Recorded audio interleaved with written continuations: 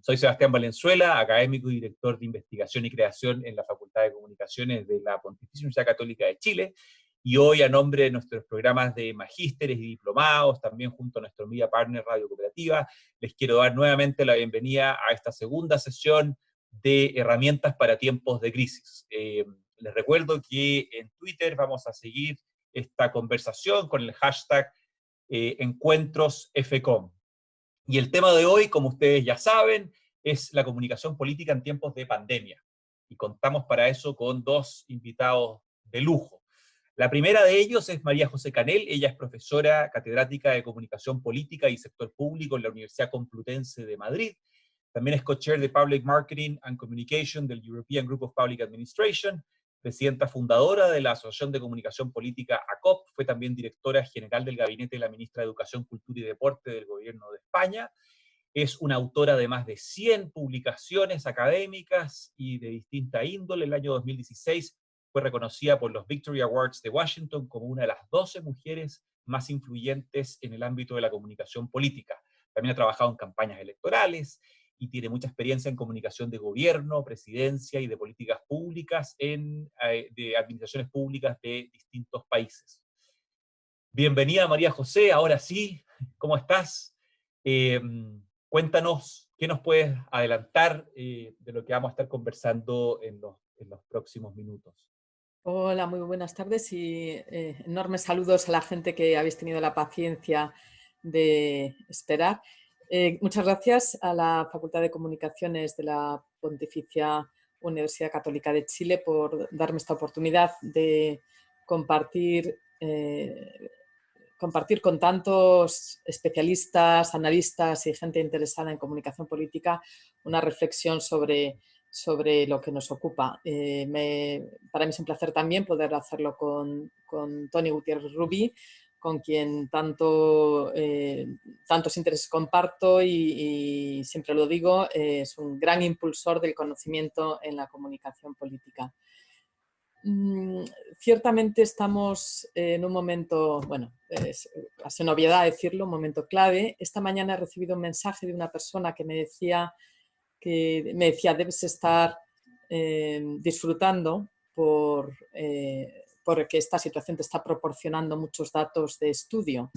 Y la verdad es trágica la situación, pero sí, hay que decir que para las personas que nos dedicamos a la comunicación política es un momento de disfrute, entre comillas, porque esta situación revela que la comunicación es verdaderamente importante para la democracia y lo está demostrando de una manera trágica, porque lo que está mostrando es que la comunicación es relevante para la vida de las personas. Y de lo que vamos a hablar, lo que yo voy a hablar es que pues no va a ser irrelevante lo que hagamos con el liderazgo, no va a ser irrelevante que los líderes públicos aprendan a comunicar bien, y creo que esta crisis de la COVID-19 nos deja una vía abierta y un desafío, que es el de que los líderes públicos sean capaces de gestionar la energía colaborativa que puede producir toda una sociedad cuando está afectada por una crisis de este tipo. No es irrelevante la comunicación, no es irrelevante los líderes públicos, pero sobre todo no es irrelevante ni una de las acciones que puedan llevar a cabo ni una de las personas. Todas las personas van a tener un papel importante en la solución de esta crisis. Y es de lo que voy a hablar, poniendo el acento o la atención en algunos ejemplos de liderazgo que estamos viendo durante estos días. Muchas gracias, María José. Por cierto, vamos a volver en unos minutos contigo. Ahora quiero pasar a presentar a nuestro segundo invitado. Es también un amigo de la casa, Antonio Gutiérrez Rubí. Él es asesor de comunicación y fundador, director de la consultora Ideograma, que tiene sede en Barcelona y trabaja obviamente en España, pero también en Chile, en Argentina, Panamá, Ecuador, Uruguay, México y también en República Dominicana. También es autor de diversos libros, el último de ellos publicado el año pasado, se titula Gestionar las emociones políticas, y entre sus artículos recientes destacan Coronavirus y el reset de la política, publicado en la revista Ethic, otro artículo titulado El día después es hoy, que probablemente vamos a volver a hablar esta mañana con él sobre algunas de las ideas que están planteadas ahí, que fue publicado en la revista Telos de la Fundación Telefónica, y también Comunicación Clara para Tiempos Oscuros, que publicó Anthony en el periódico La Vanguardia. También ha sido profesor visitante en el Diplomado de Comunicación Política y Campañas Electorales de nuestra Facultad de Comunicaciones.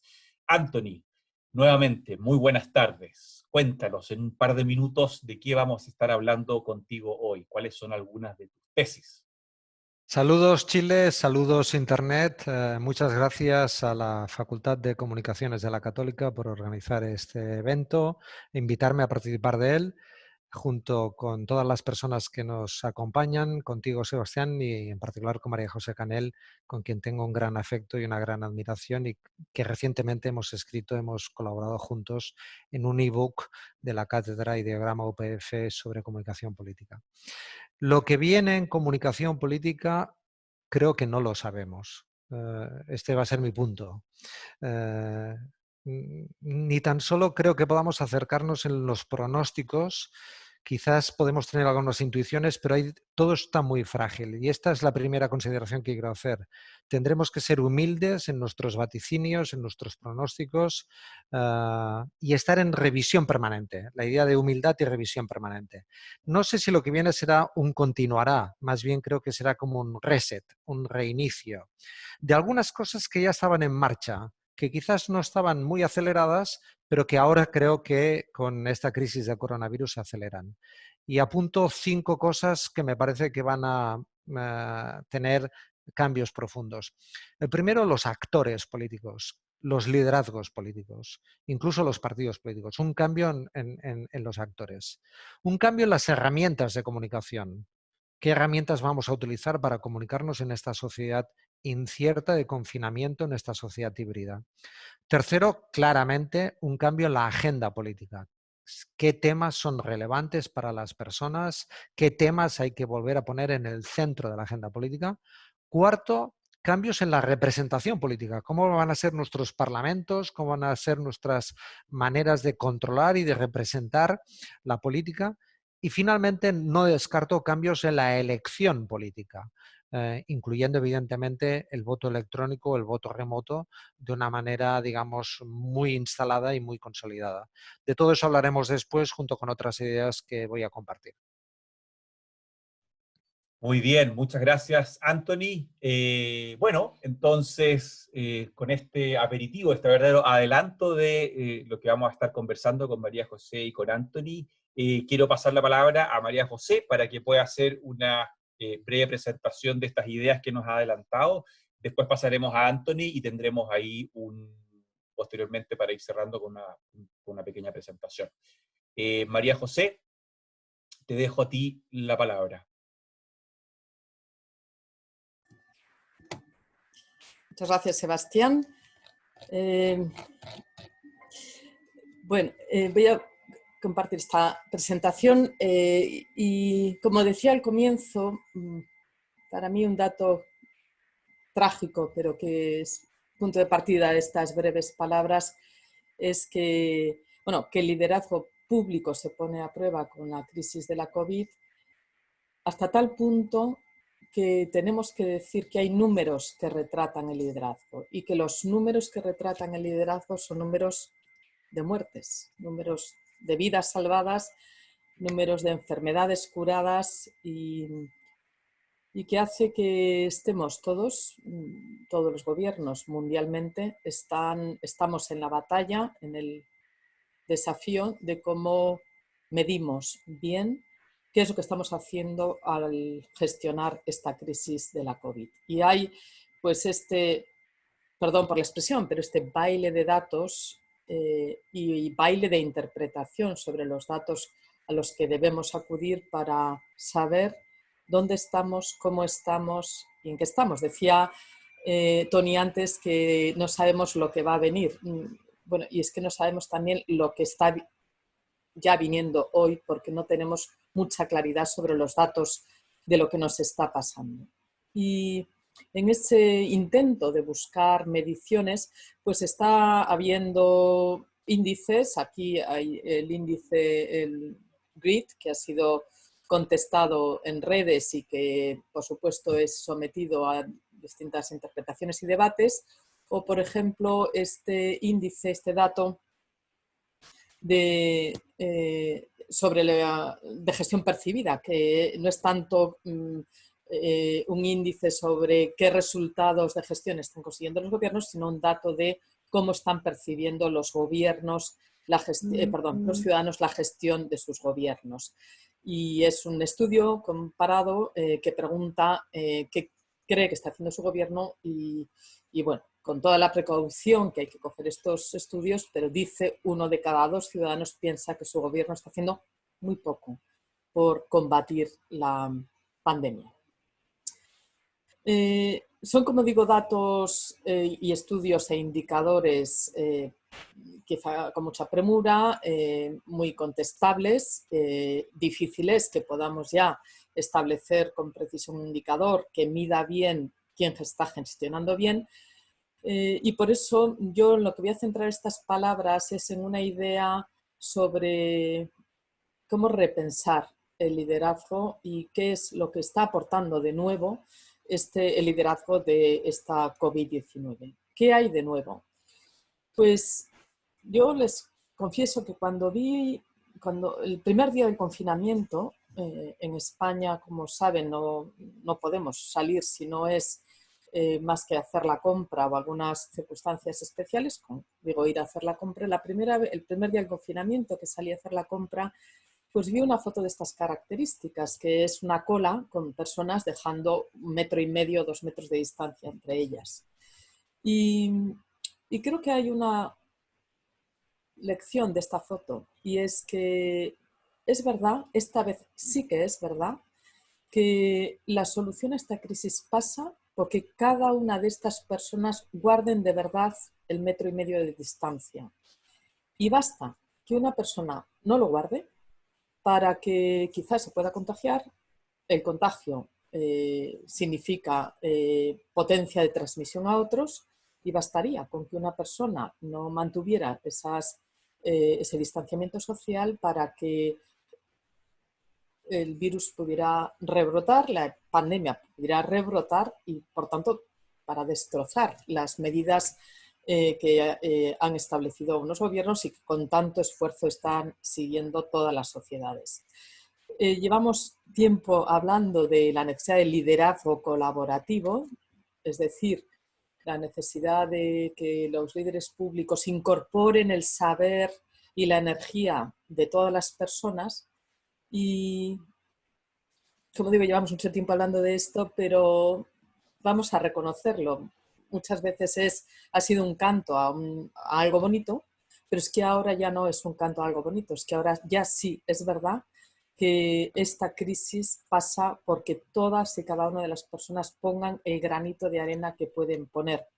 Y por eso, entre las distintas medidas que se están poniendo, los controles fronterizos, la detección rápida, etcétera, pues una medida que adopta gran importancia es el que los gobiernos, los líderes públicos, adopten estrategias de comunicación para persuadir a la población de que forman parte de la solución. Y una de las cosas que efectivamente está desafiando a los líderes públicos estas semanas es el que cuando den los mensajes realmente logren que cada una de las personas se crea que tiene que mantener el distanciamiento social, la higiene, etcétera, para solucionar el problema.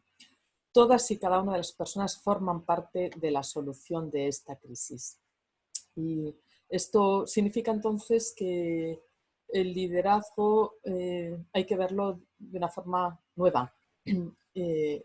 Los líderes públicos están retados y yo voy a hablar de 5 factores de ese reto. El primero, la competencia. Todo líder tiene que ser competente y en crisis esperamos que los líderes sean serios, sepan lo que hacen, sean previsores, sean proactivos. Aquí es competencia también para gestionar la energía de la sociedad. Los líderes ahora, por mucho que sepan, por mucho que tengan visión, por mucho que distingan dónde quieren ir, si además no son capaces de incorporar la energía de la gente, de incorporar a la sociedad, no van a ser buenos líderes. Y quiero, aquí voy a hacer mención a algunos ejemplos de liderazgo. No tengo datos, como tampoco ha habido tiempo suficiente y falta todavía perspectiva para contrastar bien estos ejemplos. Y por eso lo que voy a hacer es apuntar algunos ejemplos de líderes que durante estos días se están manifestando como interesantes a seguir y a estudiar. La primera ministra de Nueva Zelanda, que desde el principio se propuso no solo detener la curva o estabilizarla, sino desde el principio dijo voy a eliminar la curva. Y creo que es un liderazgo, un caso de liderazgo que merece la pena seguir durante estos días, el tipo de mensajes que da, el cómo comunica y el qué es lo que está haciendo, porque realmente se está produciendo un descenso de casos. En segundo lugar, la cercanía. Los líderes tienen que ser cercanos y en este caso la COVID-19 está reclamando que los líderes entren en cada hogar y están entrando con mensajes que invaden la intimidad familiar para decir necesito que te quedes aquí, necesito que mantengas la distancia social, necesito que... y son mensajes, claro, que para poder invadir la intimidad familiar hace falta tener una cierta cercanía, una personalidad que no sea vista como una invasión fría cuando esos mensajes entran en la casa. Quiero mencionar el liderazgo de Merkel. Es un liderazgo que ha sido elogiado varias veces por el New York Times y me parece interesante que ella, dice el New York Times, dice, ella dio a conocer a los ciudadanos la hard truth, que es que al final pues hasta un 60-70% de alemanes, y entiendo yo que esto es trasladable más o menos al resto de países, es posible que este virus infecte, no se infecte hasta un 60 o un 70%. Y ella está dando los mensajes con una gran claridad, explicando cosas que no son fáciles de explicar, como es el índice de contagio y cómo eso puede afectar a la hora de tomar medidas. Y ella está siendo capaz de contextualizar con sus mensajes al ciudadano que está en su casa viendo las medidas. Y está siendo capaz de contextualizar al ciudadano hasta el punto de que el ciudadano haga como decía Clinton, cuando comunicas algo, hace de tal manera que el que te oye diga, si yo hubiera tenido que tomar la decisión, hubiera tomado la misma decisión. Creo que el cómo está comunicando Merkel estos días es un ejemplo de eso. En tercer lugar, la visibilidad. En crisis hace falta que el líder se haga presente, se haga visible y nos muestre, nos cuente que está involucrado en el problema. Y hay muchos estudios de liderazgo de crisis, de comunicación de crisis, que han matizado este principio. Yo aquí voy a mencionar el ejemplo de España. El gobierno de España ha optado por una elevada visibilidad. Estamos teniendo más de una rueda de prensa diaria, con además múltiples portavoces, múltiples interlocutores con distintos niveles. El gobierno ha apostado también por combinar la visibilidad política con una visibilidad técnica y tenemos todos los días interlocutores políticos e interlocutores técnicos dando mensajes. Y bueno, yo no me atrevo ahora a hacer ninguna valoración de esta apuesta, pero sí voy a mencionar que dos cosas. Una, que esta visibilidad hay que regularla, siempre hay que regular bien la visibilidad. Y en este caso hay que regularla y compartirla con aquellos que son agentes de la solución, la sociedad, los ciudadanos. Y creo que uno de los factores a analizar en este liderazgo es el que sea una visibilidad donde no hay autobombo, donde el líder no trata de arrogarse el protagonismo total. Y además es la excesiva visibilidad, la excesiva presencia no equivale por per se a transparencia. Y en este sentido, pues creo que habrá que analizar también en España.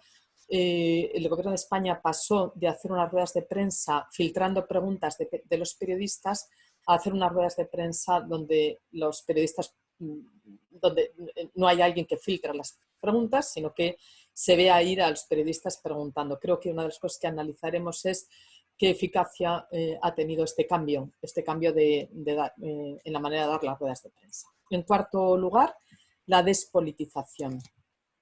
Como todos y cada uno de los granitos de arena que tiene todas y cada una de las personas importa, no se puede excluir a nadie y los mensajes partidistas excluyen. Es interesante que en algunos estudios que hay sobre quién está siendo más eficaz en su liderazgo, quienes están en los altos, en los puestos altos son personas que están haciendo retratos más de Estado, que están haciendo declaraciones muy de no entrar al conflicto partidista, muy de aunar a todos.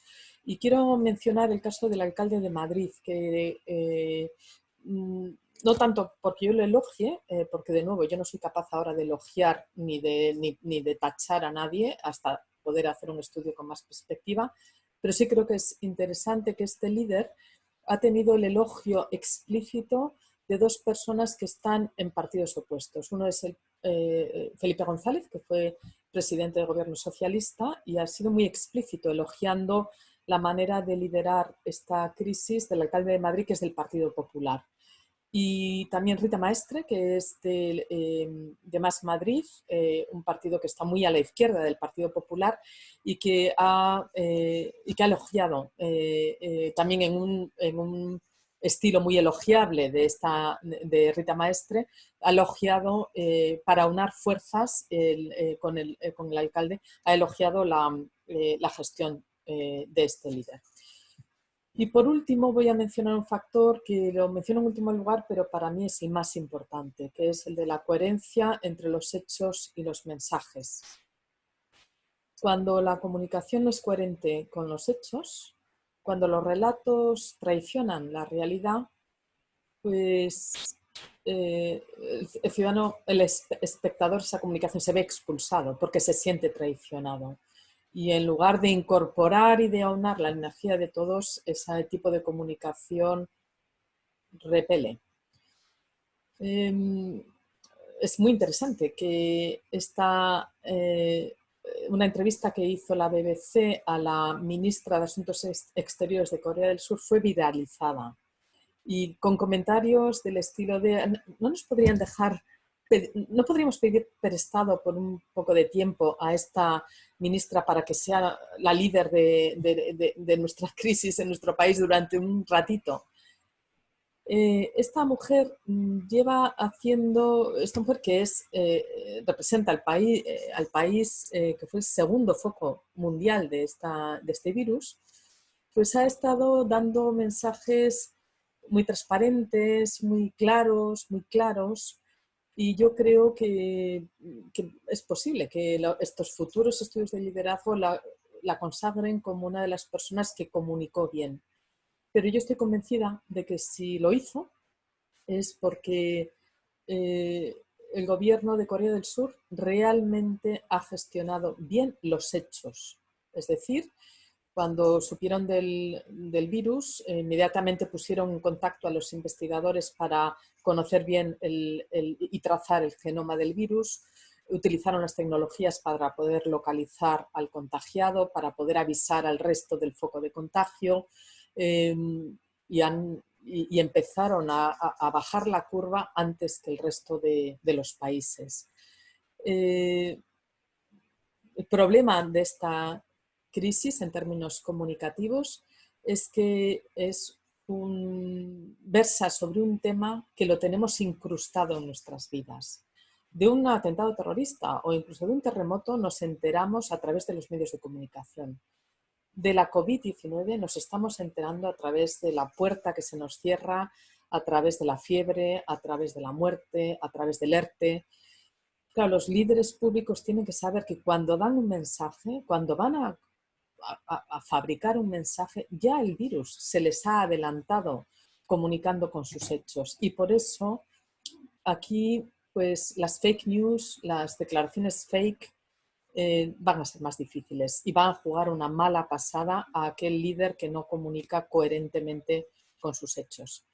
Termino diciendo, creo que en el liderazgo post-COVID hay pues dos desafíos. Uno, el de gestionar la energía de toda la sociedad, el de incorporar de verdad a todas y cada una de las personas, pero además haciéndolo a través de la red. Y creo que aquí estamos todos en nuestras casas aprendiendo muchas cosas, entre otras, aprendiendo a trabajar con un poco más de familiaridad con las tecnologías. Nos estamos, por obligación ya casi, estamos siendo forzados a utilizar las tecnologías. Y termino poniendo esta foto que tuvo un enorme impacto mundial. Es el mensaje de Pascua que dio el Papa Francisco el 12 de abril con la plaza vacía, la plaza del Vaticano vacía. Una plaza que es representativa de lo que es el liderazgo presencial. Aquí siempre hemos visto a su líder, al Papa, dando un mensaje con una enorme presencia de gente, masiva presencia de gente. Bueno, pues los líderes públicos van a tener que cambiar el chip y ya quizá no tengan este acceso tan directo presencial, pero las tecnologías sí que nos permiten incorporar esa energía de la sociedad, aunque no la veamos físicamente presente. Y esto es lo que vamos a tener que aprender, a ejercer ese liderazgo colaborativo a través de la red. Muchas gracias. Muchas gracias, María José. Vamos a volver a hablar sobre estos temas. Ahora vamos a pasar a nuestro segundo invitado con Anthony. Mientras Anthony prepara su PowerPoint, quiero decirles que a quienes se están sumando a nuestra transmisión les damos nuevamente la bienvenida a nombre de nuestros programas de Magíster y Diplomado en la Facultad de Comunicaciones. Y lo que estamos aquí invitados es una sesión de una serie que estamos haciendo en la facultad que se llama Herramientas para tiempos de crisis. La semana pasada estuvimos discutiendo sobre periodismo digital y hoy lo que nos convoca es comunicación política. Y para seguir hablando de esto, vamos a dar paso a nuestro segundo expositor, como les decía, un amigo de la casa. Y Anthony, si estás preparado, por favor, adelante. Bueno, muchas gracias. Yo lo que he preparado es una intervención poniendo la vista un poquito más allá de la contingencia y de lo inmediato. Insisto, porque no creo que podemos estar pensando en un sencillo continuará, sino en un reset, un reinicio de muchas cosas que tienen que ver con la comunicación política y la vida cotidiana, ¿no? Y el primer reinicio y la primera idea de fondo que quiero compartir es esta idea del espacio asíncrono. María José Canel lo ha ilustrado justo al final de su intervención con la Plaza del Vaticano, pero vamos a tener que vivir con espacios asíncronos. ¿Eso qué significa? La no coincidencia en el espacio ni en el tiempo de acción política, de gestión política, de movilización política.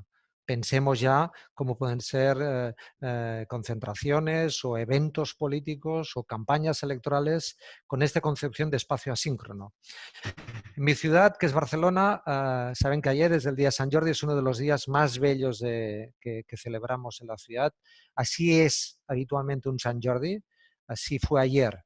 No sé si ustedes conocen las Ramblas, pero ver las Ramblas, que es el espacio público por antonomasia de socialización, de contacto, de encuentro, verlo con esta radicalidad vacío cuando esperábamos que fuera así, es una metáfora de lo que creo que viene.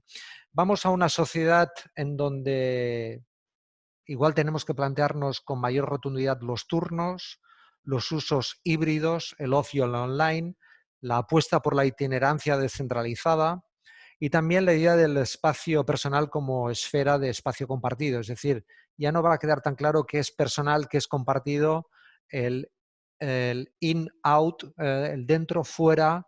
Me parece que tenemos que hacer una nueva reflexión sobre el espacio público como primer punto de trabajo, y he aprovechado para enviaros esta rosa virtual, física, online, que a la vez es una metáfora de lo que quiero plantear. La segunda idea es que creo que vamos a una sociedad hipocondríaca, es decir, una sociedad que puede convertir los síntomas en sospechas. Cualquier persona con un síntoma puede ser sospechosa, y vamos a escenarios en donde va a haber conceptos de nueva seguridad. De entrada, la identificación sintomatológica de personas que puedan tener síntomas concretos de una enfermedad concreta. Esa tentación a hacer listas me parece que abre un escenario muy peligroso para nuestra calidad democrática y para lo que entendemos por democracia. Las listas de síntomas y de sospechas nos abren las puertas a discriminaciones arbitrarias que podrían poner límite a nuestros derechos y libertades, por ejemplo, de las personas enfermas o de las personas mayores. Identificar a diferentes con la excusa de garantizar el interés general, por ejemplo, la salud, puede ser el principio del horror antidemocrático. Podemos pasar de la xenofobia, del miedo al distinto, al diferente, al extranjero, al miedo al enfermo y al mayor, por ejemplo. Y me parece que estamos atravesando, deslizándonos hacia una sociedad hipocondríaca que puede, digamos, derivar en una sociedad de recorte de libertades y de calidad democrática. En ese sentido, me preocupa también el concepto de sociedad vigilada. Es cierto que tenemos que enfrentar a una pandemia de una manera nueva, radicalmente nueva. Es una pandemia global, pero estamos acumulando un montón de datos, muchísimos datos, muchos rastros sobre los comportamientos, en donde vamos a poder generar patrones, vamos a poder identificar a personas, a ideas con comportamientos, relaciones, conversaciones. Vamos a tener mucha información sobre miedos, deseos, necesidades. En fin, creo que tenemos que abrir con claridad un debate sobre qué va a pasar con todo este enorme volumen de datos, qué van a hacer las plataformas con ellos. Tienen la oportunidad de tener una especie de zoom in en la vida y en las emociones de la gente. Y me preocupa el coqueteo de los gobiernos con las plataformas. Los gobiernos, porque necesitan el poder de las plataformas para ser efectivos en los mensajes y en los comportamientos, y las plataformas quizás haciendo el agosto de un poder extraordinario, de un poder prácticamente desregulado, con una enorme potencia de vigilancia y de observancia sobre las sociedades. Por lo tanto, primero, el espacio asíncrono, las sociedades hipocondríacas, las sociedades vigiladas. Cuarto, creo que viene un momento de tiempos sombríos y nebulosos, en donde si vamos con las luces cortas, con las luces bajas, solo mirando el presente, todas las carreteras nos van a parecer rectas. Todo va a ser muy simple.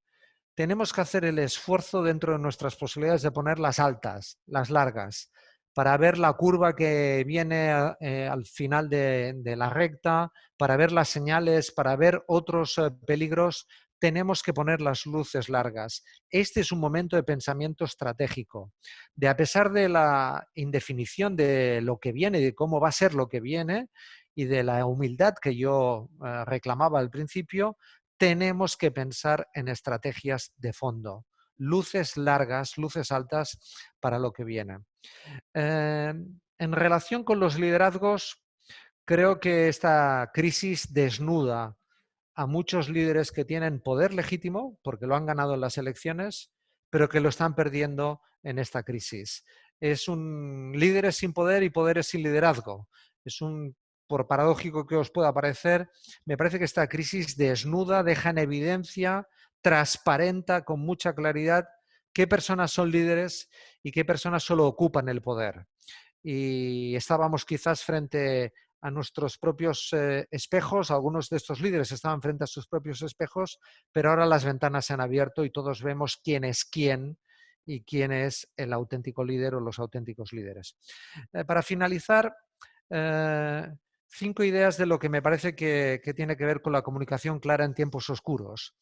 En tiempos oscuros y una luz, un faro, una luz en la oscuridad tiene una enorme capacidad de ser referencia y de alinear y de generar esperanza. Y apunto a cinco ideas con las que quiero acabar este último punto de la comunicación clara en tiempos oscuros. Primero, la brevedad, la sobriedad como principio.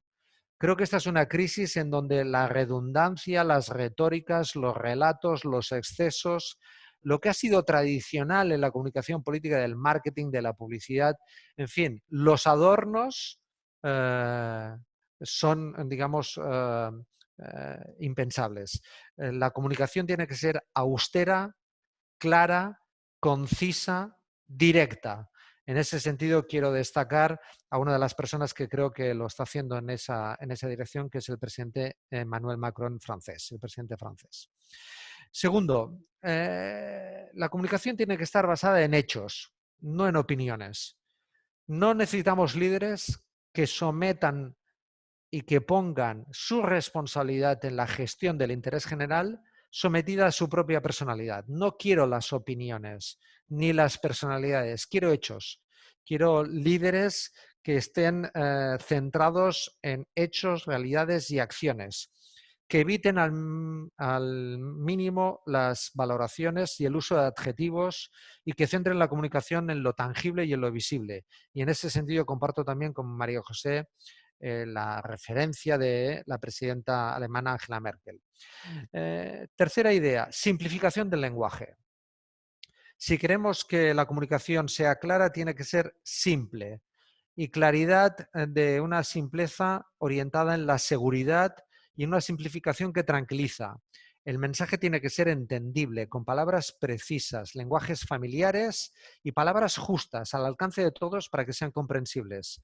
Creo que el presidente Giuseppe Conte en Italia es un buen ejemplo. Cuarta idea, información, información, información. Creo que hoy la comunicación política tiene que dejar paso a la información pública. La información pública es el centro de la comunicación política. El portavoz tiene que ser una persona informada, que da información, que recibe información, que entiende información y que transmite información. La información pública como clave del éxito de la comunicación, y en ese sentido el gobernador norteamericano, estadounidense Andrew Cuomo me parece que es un ejemplo de esta idea de la información como servicio público. Y finalmente, la vocación pedagógica. Creo que necesitamos una comunicación clara, con una capacidad empática y pedagógica para explicar cosas que son complejas y que afectan a la vida cotidiana de la gente, que se ponga realmente en el lugar de los demás, que entienda con mucha claridad la enorme huella emocional que esta crisis va a tener en millones y en millones de personas. Y con esto acabo. Esta es una crisis que va a dejar una huella permanente a mucha gente en muchos países y de una manera muy profunda, sea cual sea su edad, su origen, su trayectoria profesional o su, digamos, predisposición o actitud ideológica. Esta es una huella profunda y vamos a necesitar liderazgos como el de Claudia López, alcaldesa de Bogotá, que entiendan claramente el liderazgo como pedagogía, el liderazgo como acompañamiento, el liderazgo empático que se pone, digamos, en los zapatos de los demás. Con esto acabo. Muchas gracias, Anthony. ¿Les parece? Tenemos 25 minutos para poder conversar y me gustaría tanto que María José como Anthony intervengan y hagamos más un formato de conversación más que simplemente de pregunta-respuesta, si les parece. Una de las cosas que me llama la atención escuchando las presentaciones de ustedes dos es esta idea de que hay una brecha entre la gestión de la crisis por parte de los gobiernos y lo que los ciudadanos perciben de cómo se está gestionando la crisis. María José hacía el punto de que importa tanto, ¿no es cierto?, ser competente y gestionar la crisis competentemente como también poder comunicarla. Y particularmente tú, Tony, también das varios ejemplos de líderes que están haciendo esa función de tratar de cerrar la brecha entre lo que está ocurriendo y lo que la gente cree que está ocurriendo o está escuchando de estos líderes. ¿Cuán preparados creen ustedes que en general estábamos desde la comunicación política, los actores políticos, para entender la importancia que puede tener o el riesgo que puede tener el mantener esta brecha? Lo pregunto porque aquí en Chile particularmente, desde el gobierno ha habido mucho un discurso de los datos hablan por sí solos, miren la curva y el resto, que es la comunicación afectiva, pedagógica, etcétera, aparentemente la impresión es como, bueno, eso es secundario porque los datos hablan, pero si yo entiendo bien, ustedes son de la idea de que una cosa son lo que los datos y la realidad ocurra y otro lo que les comunican los líderes. María José, no sé si quieres empezar tú o Tony. Sí, antes ha mencionado Anthony que esta crisis está poniendo de manifiesto líderes sin poder, poniendo de manifiesto deficiencias que hay en el liderazgo. Y creo que una de las deficiencias, que por otra parte no es extraño que la haya, una de las deficiencias en los liderazgos es el de que no haya correspondencia entre los hechos de gestión y lo que la gente percibe. Generalmente pasa que la gente percibe menos de lo que hay o percibe algo negativo donde quizá no lo haya. En este caso es todavía más fácil que esto pase, porque una crisis, por definición, una crisis pilla desprevenido al poder y rompe con todas las pautas ordinarias. Y entonces no es de extrañar que se estén poniendo en una crisis que rompe todos los parangones, se esté poniendo de manifiesto que hay deficiencias de alcance sanitario, deficiencias de equipo, deficiencias en la gestión de información, etc. Pero creo que por eso esta crisis pone más a la luz la relevancia de la comunicación, porque subraya algo que quienes nos dedicamos a la comunicación repetimos y repetimos, y es que no basta con gestionar bien, sino que además hay que poner en valor, hay que saber poner en valor unos buenos datos. Y tan mal gestor es el que gestiona mal, pero comunica bien, como el que gestiona bien pero comunica mal. Y en este caso todavía más por una razón, y es porque en crisis como esta, como decía antes, es muy importante que cada persona se sienta parte de la solución y que cada persona quiera mantener la distancia social, etcétera, por no perjudicar a los demás. Es decir, es muy importante que haya cohesión social. Cuando los públicos de un país, los ciudadanos de un país, no están percibiendo buenos datos donde los hay, más difícil será que esos ciudadanos estén cohesionados. Lograr poner en valor la buena gestión lleva consigo generar cohesión social, confianza. Y la confianza es un valor intangible, pero es valor para solucionar esta crisis. En la medida en que todos confiemos que mi gobierno nos va a ayudar a salir de esta, que el resto de ciudadanos va también a poner su granito de arena, yo pondré el mío, si sé que los demás también lo van a poner, en la medida en que haya esa confianza y esa cohesión social, saldremos antes de esta crisis. Por eso, no es suficiente que un gobierno tenga buenos datos, es que tiene que ser capaz de contar a los ciudadanos que hay esos buenos datos. Si es capaz de contarlo y si los ciudadanos se lo creen, los ciudadanos confiarán en que el gobierno va a ayudar a salir de esta y en que el resto de los ciudadanos también están poniendo de su parte para salir de esta y por tanto merece la pena que yo ponga mi granito de arena en esa solución. Y Tony, siguiendo un poco lo que decía María José, me queda claro de que ustedes ponen varias como ideales o tareas o desafíos que tienen los gobiernos, pero ¿qué ocurre con las oposiciones? Es decir, también son parte del liderazgo político, la oposición, los partidos de oposición o quienes no están en el gobierno, pero que sí tienen un liderazgo político. Y y me gustaría ver si ustedes han pensado qué rol le puede caber a una oposición en un contexto en el cual, como ustedes dos plantean, el conflicto aparentemente es que es natural de una relación entre gobierno y oposición.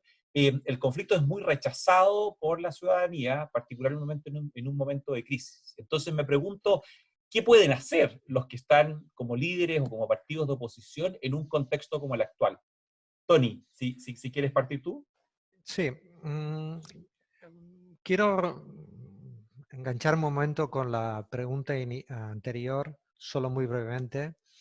Esta es una crisis diferente a todas las demás porque es una crisis de miedo. Tenemos miedo. Y a diferencia de otros grandes problemas de la humanidad, como el cambio climático o algunas de las consecuencias indeseables de un determinado modelo económico, como pueden ser crisis, empleo, o en fin, todas esas cosas las vemos a pesar de algunos negacionistas, pero este virus no se ve, solo vemos sus consecuencias letales y dramáticas en términos de vidas humanas y de esfuerzo, digamos, de nuestros equipos sanitarios, ¿no? Esta es una crisis de miedo, de mucho miedo. Y por lo tanto, el liderazgo político o entiende el corazón de los electores y de los ciudadanos o no va a tener capacidad de conectar si no comprende ese miedo. Y el miedo es humano y es legítimo. Y hay que entender ese miedo para poderlo, digamos, canalizar y para conseguir esa energía colectiva de la que hablaba María José, para juntos en un comportamiento colectivo salir de esta crisis. Y respecto a la oposición, tres cosas. Uno, los electores, los ciudadanos quieren que las fuerzas políticas tengan elementos centrales de consenso para luchar contra esta pandemia. Piden consensos básicos, acuerdos importantes. En cada país se expresa de una manera u otra, pero los electores piden que se aparte por un tiempo las diferencias políticas y que se avance en grandes consensos para hacer frente a las consecuencias económicas, sociales de esta epidemia. Segundo, las oposiciones también son gobierno, aunque estén en la oposición. También gobiernan la sociedad, también gobiernan a aquellos electores que les votaron y que no hubo una mayoría para formar un gobierno, pero son alternativas. Por lo tanto, son futuros gobiernos.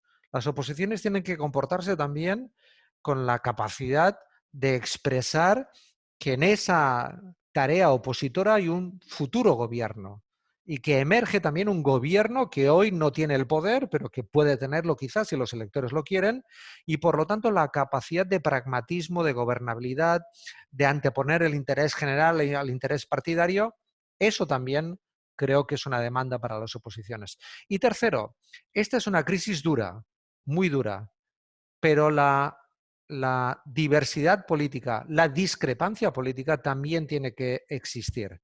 No podemos que a la luz o a la petición del consenso y del pragmatismo y de la gobernabilidad y de la responsabilidad de la oposición negar la discrepancia política o la diversidad política. Los parlamentos tienen que estar abiertos, tiene que haber actividad parlamentaria, tiene que haber discrepancia, tiene que haber control al Ejecutivo, tiene que haber actividad democrática y, por lo tanto, también es importante el papel de la oposición en estas circunstancias. María José, ¿tú estás de acuerdo con Anthony? ¿Agregarías algo con respecto a este Sí, rol de las oposiciones? estoy totalmente de acuerdo. Simplemente subrayar que efectivamente la palabra oposición nace del sistema británico y se llama oposición de Su Majestad la Reina, porque el sistema concibe que para que haya un buen gobierno tiene que haber alguien que está controlando, complementando, y esto es lo que tiene que hacer una oposición en una crisis, contribuir al desarrollo del gobierno, contribuir en este caso a la solución de la crisis con una complementación de tareas, con un control, y efectivamente los parlamentos tienen que estar abiertos y tiene que haber crítica, ¿cómo no lo va a haber? El problema es cuando los partidos entienden que oposición es oponerme por definición, porque solo así voy a lograr hacerme distintivo para el electorado. Pues yo estoy convencida, que todavía no hay datos, pero estoy convencida de que los líderes que saldrán bien parados de esta crisis son aquellos que están siendo capaces de aunar, de incorporar energías de todos, y que ponen el conflicto partidista en un segundo lugar. En tiempos de esta crisis, donde hay miedo, como dice Antoni, donde hay miedo, la gente no está para bromas. Y es una broma entrar ahora en un conflicto partidista. Es que es una broma pesada poner por delante el conflicto partidista de la solución a esto. Insisto, esto no quiere decir que no haya que criticar la acción de un gobierno. Hay que criticarla dentro de lo que es el papel de la oposición, que es servir de control a lo que hace un gobierno para lograr mejores decisiones en la solución de esa crisis. Muy bien, tenemos espacio para una última pregunta y por supuesto, dado que lo que nos convoca es las comunicaciones, uno no puede dejar de pensar en el rol de los medios de comunicación, particularmente de los medios periodísticos. ¿Cómo evalúan ustedes? Evidentemente cada contexto es distinto, pero en general, ¿cómo evalúan ustedes? ¿Qué oportunidades ven y qué problemas también ven ustedes que tienen el trabajo periodístico en términos de cumplir su función de informar a la ciudadanía en un contexto como este? Hay gente que ha dicho que esto es una gran oportunidad para reencantar, ¿no es cierto?, a la ciudadanía desde la mirada de los medios, porque la gente está ávida de información, y quién mejor que los medios de comunicación. Por otra parte, otros dicen esto es una crisis, si no terminal, una estocada más a la función periodística, como se puede quedar en evidencia con problemas como las noticias falsas, la verdadera infodemia, como habla la OMS, que está ocurriendo. Entonces, ¿cómo evalúan ustedes dos estos desafíos y las oportunidades que tiene esta crisis para el periodismo, que es un actor tan importante en la comunicación política?